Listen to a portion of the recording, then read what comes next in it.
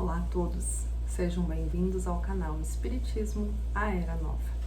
Hoje, nosso 15º vídeo, dando sequência ao nosso estudo continuado do livro que é o Espiritismo. No capítulo 2, o cético, vamos tratar o item Falsas Explicações do Fenômeno. Antes de a gente ler este item, eu vou trazer para vocês uma leitura breve do capítulo 5 do Evangelho segundo o Espiritismo, capítulo 6, perdão. Chama O Cristo Consolador. A primeira leitura é O Jugo Leve. Vinde a mim, todos vós que estáis aflitos e que estáis sobrecarregados, e eu vos aliviarei. Tomai meu jugo sobre vós e aprendei de mim, que sou brando e humilde de coração, e encontrareis o repouso de vossas almas, porque meu jugo é suave e meu fardo é leve. Do Evangelho de São Mateus 11, de 28 a 30. E a sequência da leitura explicando é: todos os sofrimentos, misérias, decepções, dores físicas, perdas de seres queridos, encontram sua consolação na fé do futuro, na confiança na justiça de Deus, que o Cristo veio ensinar aos homens. Sobre aquele, ao contrário, que não espera nada depois desta vida ou que duvida simplesmente, as aflições se abatem com todo o seu peso, e nenhuma esperança vem suavizar-lhe a amargura. Eis o que levou Jesus a dizer: vinde a mim todos vós que estáis fatigados, e eu vos aliviarei. Entretanto, Jesus coloca uma condição à sua assistência, e a felicidade que promete aos aflitos. Esta condição está na lei que ensina. Seu jugo é a observação desta lei, mas esse jugo é leve e essa lei é suave, uma vez que impõe por dever o amor e a caridade. São as lições essenciais de Jesus: o amor na ação e a caridade, que é a nossa doação para conosco e para com os outros, para com os demais, para com os nossos irmãos, a começar pelos mais próximos e depois ir aos pouquinhos, sendo luz a quem se chegar até nós. Às vezes não é fácil, mas a gente precisa lembrar que ser luz não é sobre brilhar, é sobre iluminar. E Jesus veio iluminando a todos nós através do ato do amor e da caridade, que é o servir. Embalados nesta leitura, eu tomo licença para fazer a nossa prece inicial antes do nosso estudo. Mestre amado Jesus, rogo a sua proteção, sua inspiração e sua luz no dia de hoje, que o nosso estudo possa ser esclarecedor, que nós possamos aprender e evoluir um pouquinho mais com as lições que serão apresentadas hoje. Gratidão, que assim seja. Muito bem. Seguindo a nossa pedagogia, a gente vai fazer a leitura do capítulo. Ele é dividido em 1, 2, 3 questões, 4 questões, tá? Não são muitas, então eu vou tomar a liberdade de lê-las e depois a gente vai trazer algumas colocações sobre. Como eu falei, o nome do capítulo é Falsas Explicações dos Fenômenos. Neste capítulo será tratado, neste item, melhor dizendo, sobre alucinação, fluido magnético, reflexo do pensamento, superexcitação cerebral, estado sonambúlico dos médiuns. Indo para a primeira questão, o visitante pede a Kardec: é contra os fenômenos provocados que se exerce sobretudo a crítica. Coloquemos de lado toda a suposição de charlatanismo e admitamos uma inteira boa-fé. Não se poderia pensar que eles próprios são joguetes de uma alucinação? Kardec responde: não é do meu conhecimento que se tenha ainda explicado claramente o mecanismo da alucinação, tal como é entendida. É, todavia, um efeito muito singular e digno de estudo. Como, pois, aqueles que, através dela, pretendem explicar os fenômenos espíritas não podem explicitar sua explicação? Aliás, há fatos que escapam a essa hipótese, quando uma mesa ou um outro objeto se move, se eleva ou bate, quando ela passeia à vontade num quarto sem o contato de alguém. quando ela se desprende do solo e se sustém no espaço, sem ponto de apoio. Enfim, quando ela se quebra caindo. Certamente, isso não é uma alucinação. Supondo-se que o médium, por um efeito de sua imaginação, creia ver o que não existe, é provável que todo um grupo esteja tomado da mesma vertigem, que se repita por todos os lados, em todos os países? A alucinação, nesse caso, seria mais prodigiosa que o fato.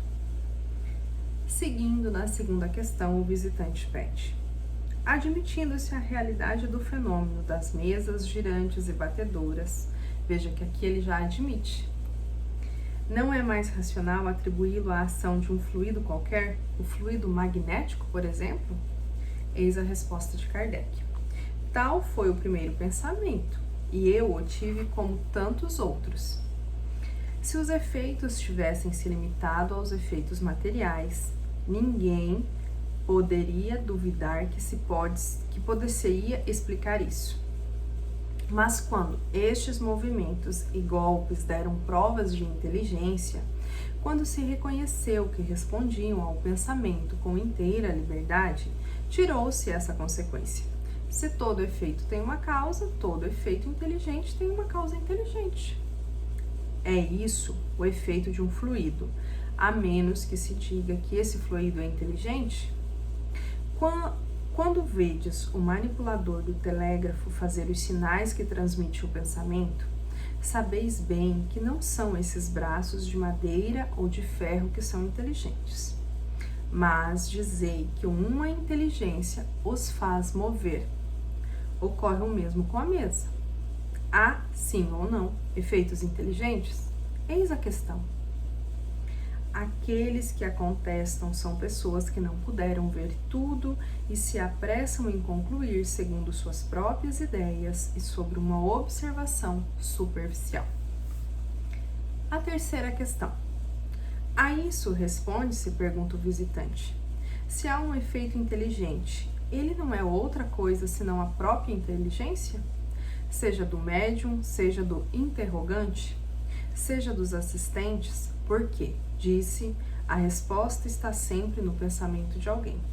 Kardec responde: isso é ainda um erro, consequente de uma falsa observação. Se aqueles que assim pensam tivessem se dado ao trabalho de estudar o fenômeno em todas as suas fases, teriam a cada passo reconhecido a independência absoluta da inteligência que se manifesta. Como se essa tese poderia se conciliar com respostas que estão fora da capacidade intelectual e de instrução do médium, que contradizem suas ideias, seus desejos, suas opiniões, ou que confundem completamente as previsões dos assistentes? De médiuns que escrevem em um idioma que não conhecem, ou em seu próprio idioma quando eles não sabem nem ler nem escrever? Essa opinião, à primeira vista, não tem nada de irracional, eu convenho. Porém, ela é desmentida pelos fatos de tal modo numerosos e concludentes, dos quais não é mais possível duvidar. De resto, admitindo-se mesmo essa teoria, o fenômeno, longe de ser simplificado, seria bem mais prodigioso. Ora, o pensamento se refletiria sobre uma superfície como a luz, o som e o calor?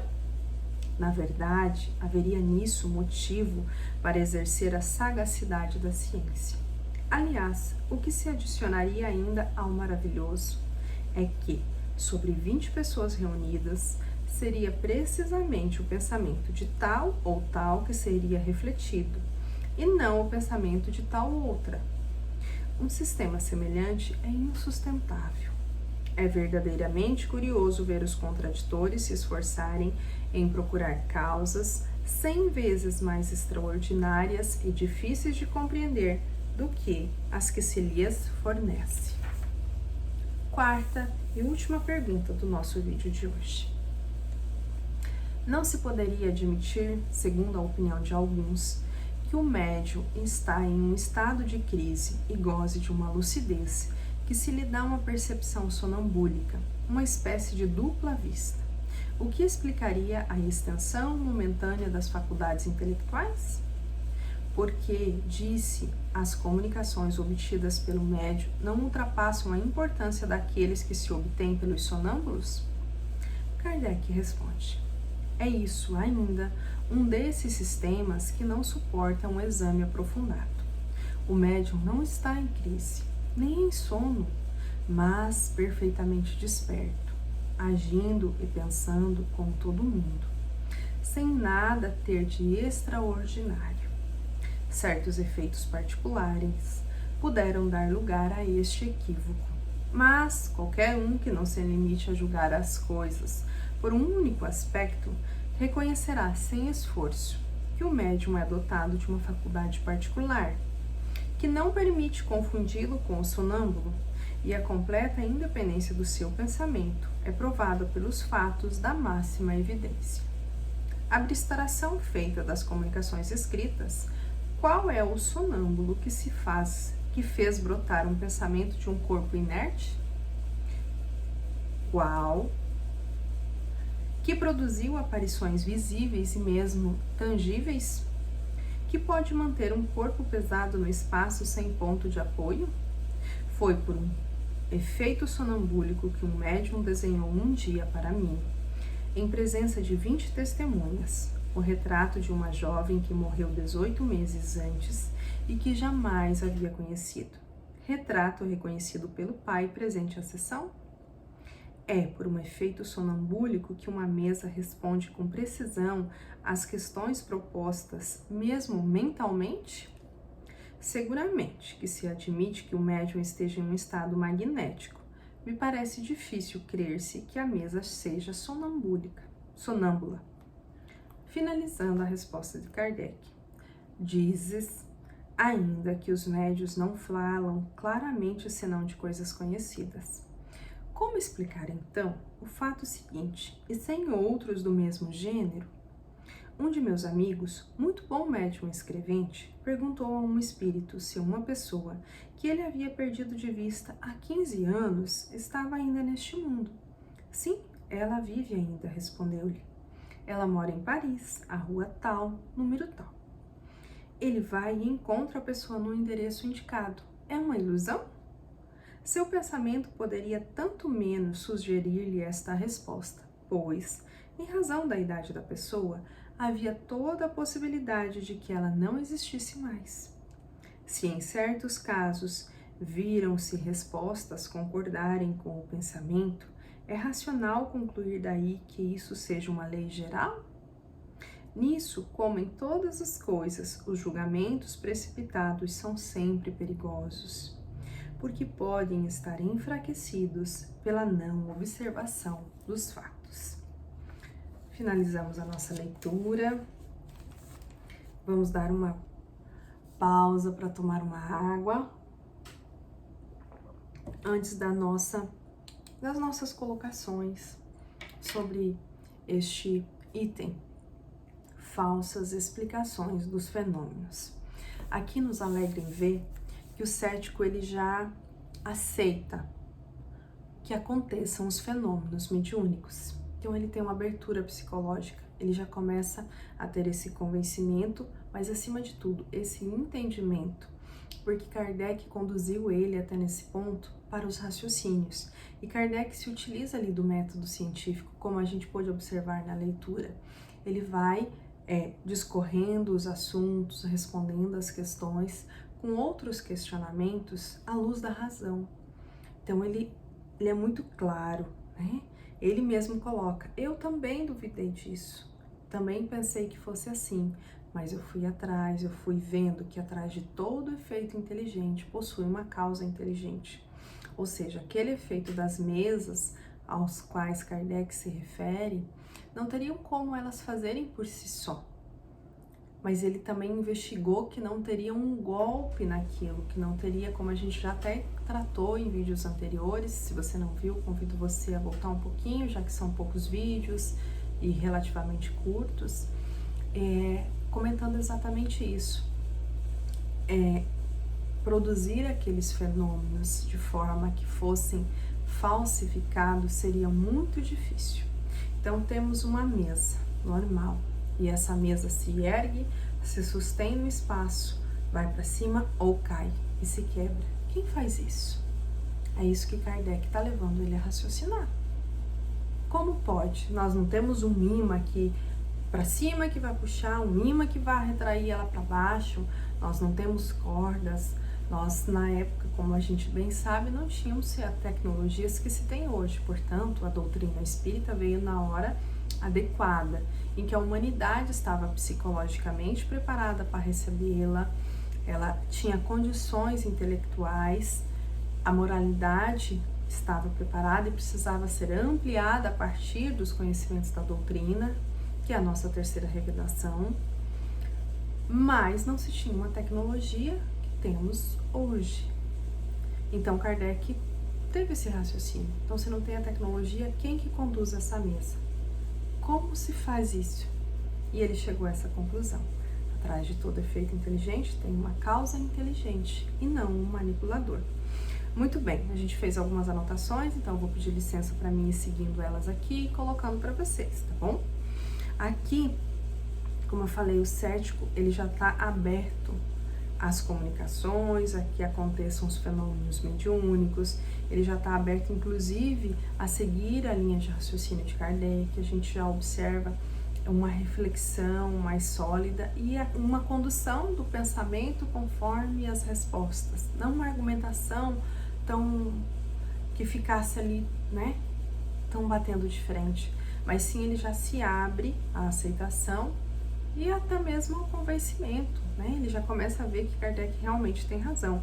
Então Kardec mostra os fatos de forma inteligente, ele mostra que sim, existe um fluido por trás da matéria, esse fluido tem uma inteligência, essa inteligência é o que organiza as moléculas, desde as moléculas, desculpe, até mesmo as galáxias, né? Então é o fluido cósmico universal, é o que organiza tudo e todos, é o que dá movimento, é o que dá força, é o que faz progredir, né? É a matéria que é pegada, manipulada e transformado em matéria inteligente.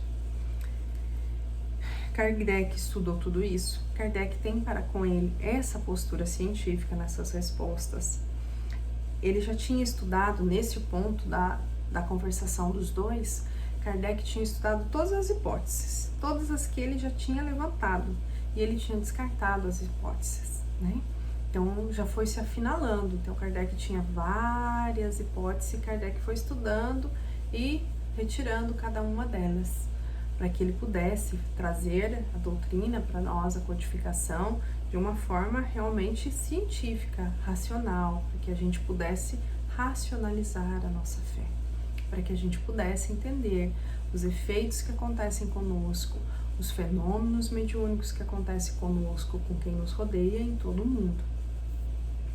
Então aqui a gente chega num clímax ali entre os dois, né? Eles estão já entrando em sintonia de pensamento.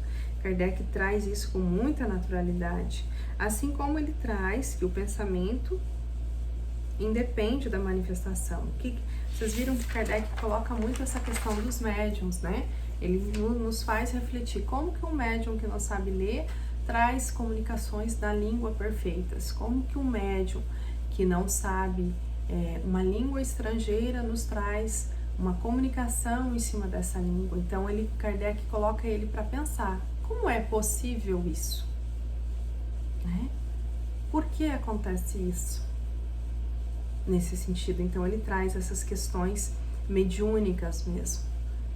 Né? Quando a gente vai estudar a doutrina, a gente sempre fala, nossa, como isso é possível? E a gente vai lá, estuda livro dos médiuns, estuda os tipos de mediunidades, como que acontece, como que é feito as comunicações, a aproximação dos espíritos, o modo operante do espírito.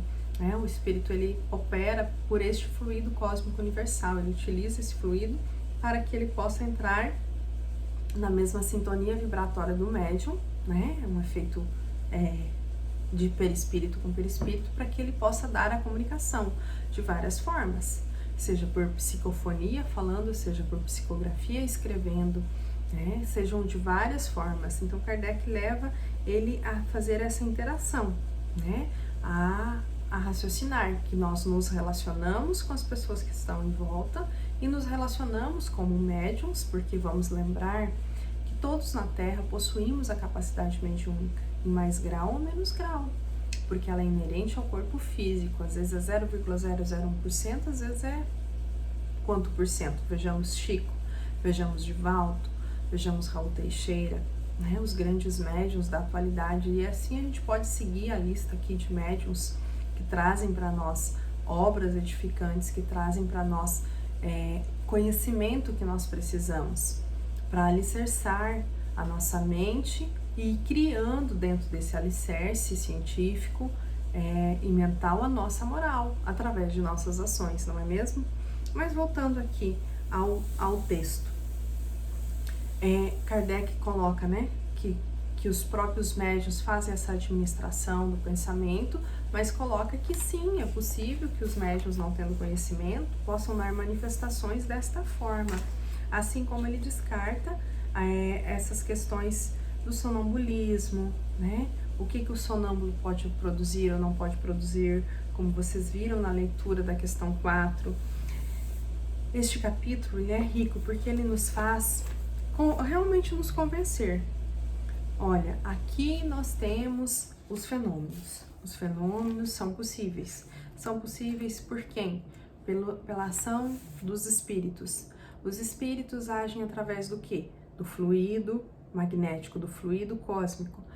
Transmitem as suas comunicações através do pensamento, através dos efeitos físicos. E trazem para nós, aqui na Terra, a comprovação que o plano espiritual existe. Comprovação essa que Jesus já fez na ressurreição, porque a ressurreição é a comprovação de que a vida espiritual existe.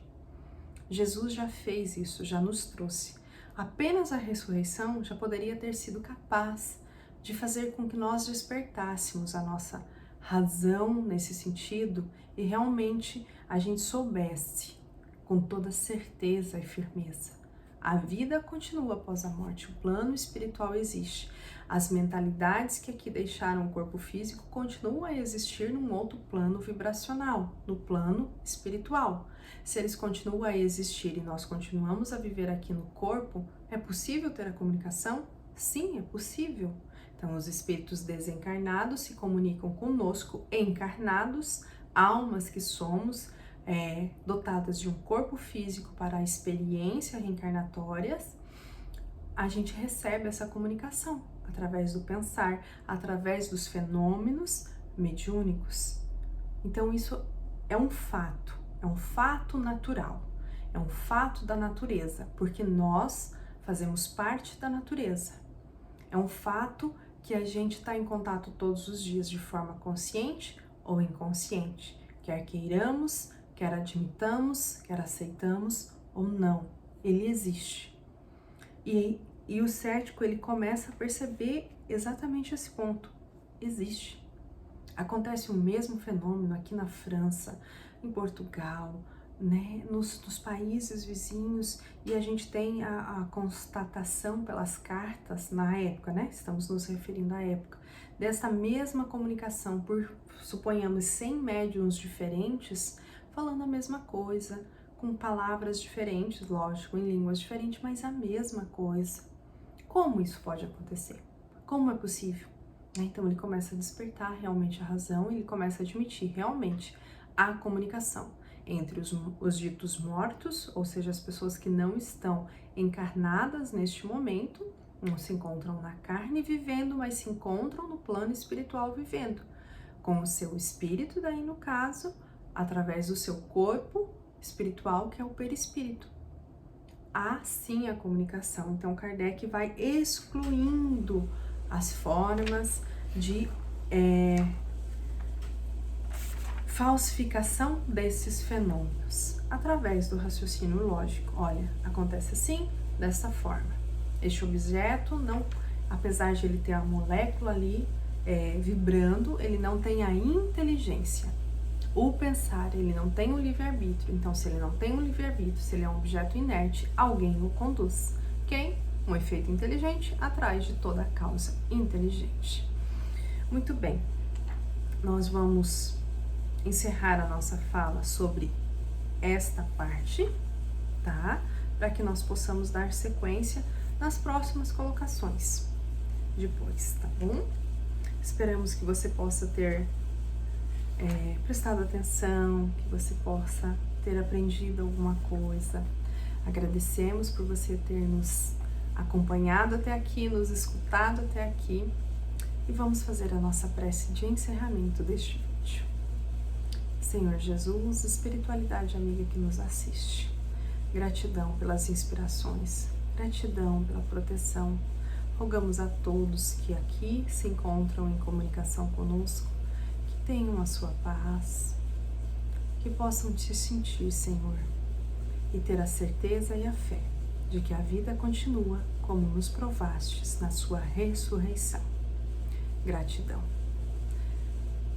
Obrigada, melhor dizendo, paz e luz a todos.